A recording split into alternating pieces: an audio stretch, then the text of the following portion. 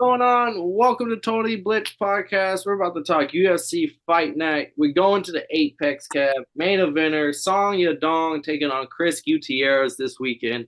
And before we get into our picks and our bets, as always, go down and like and subscribe. Comment your thoughts on the fight, on the card overall, and also what you're looking for to UFC 296 is right around the corner to end the year. I'm Paul, pick 'em, win 'em, Concha, and I'm always joined with. You already know, man. It's your boy Kev Water for West War, aka the Street Fighter Enthusiast, aka the mother trucker that needs to get in the gym back now that he has some free time on his hands. But oh man, Paul, your favorite song? Yadong. That's the homie. Are you Best excited? Name in the UFC, bro. Best name in the UFC. I thought it was gonna be UFC 296. You know, I've been fiending for UFC 296, but I was like, I'm not mad if I get to watch my dog Song Yadong whip a little bit of ass this week. And we get the Anthony Smith sighting. Sometimes he's in the booth, and then sometimes Dana White's like, "Hey, buddy, you're gonna have to fight."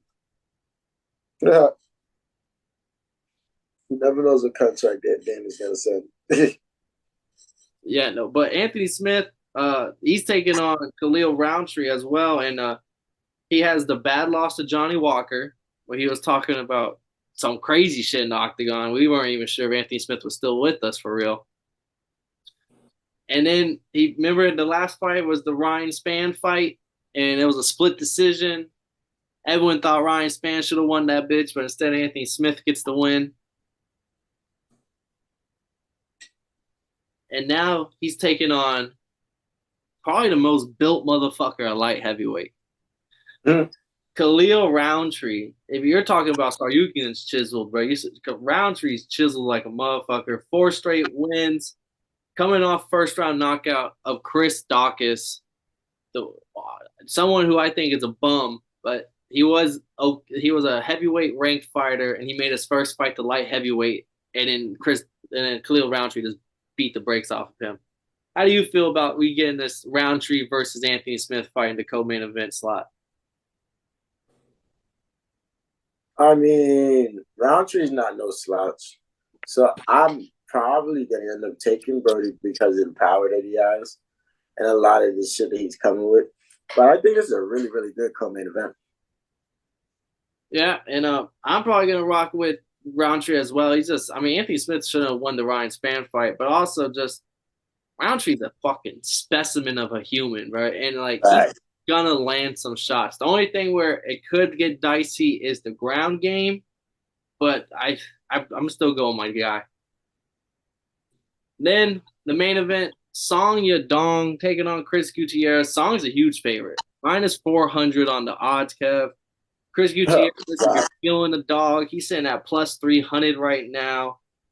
And everyone knows Song Yadong is the upcoming prospect. He's already ranked top 15. Only has 2 losses. He's 8-2-1 in the UFC. He's still young.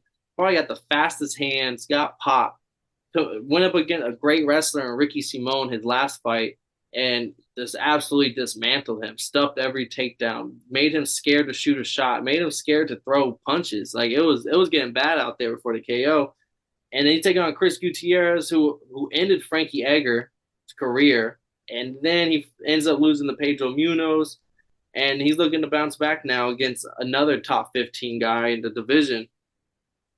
Do you believe in the -400? Do you think this is going to be another easy night for Song Yadong to showcase why he's the next up-and-coming bantamweight? I mean, I like Song Yadong to take charge in this fight for sure, but I think Chris Gutierrez might end up just surprising a lot of individuals. He does have a decent little resume already.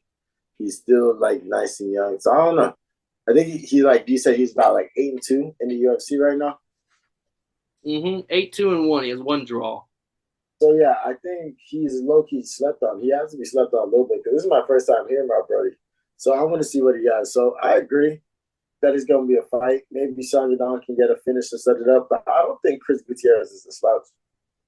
He isn't. He's a wild man. He throws wild shots, but with power, with bad intention behind it. But Song's too quick and too footwork, discipline, speed, everything. He's if you throw a wild shot, you're gonna catch 2 or 3 back. And then I think Song gets a finish here. Like I think Chris is gonna show heart, and it's gonna be one of those fights where we're asking him to stop. Like in the third round, we're like, "Yo, Chris, like it's enough, big dog. You're a warrior. You're good. Like you don't have to keep going out there." No, literally. So we're both gonna rock with Song. We're both rocking Khalil. They're both big favorites. Khalil's like minus 250. Song Yadong minus 400. Parlay that together, you're gonna get some pick'em odds. I think y'all should, that's honestly a safe bet this weekend. Let's parlay those two together. Cash in with us this, and we'll talk about it on the recap. Yeah.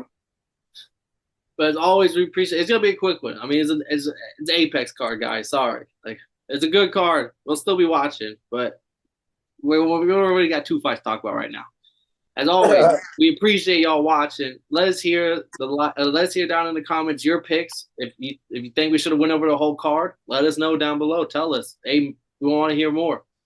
But if not, I'm Paul. Pick 'em, win 'em, Concha. That's Kevin, Waterboy, Street Fight Enthusiast Savoy. And if y'all didn't know, now y'all know, motherfuckers.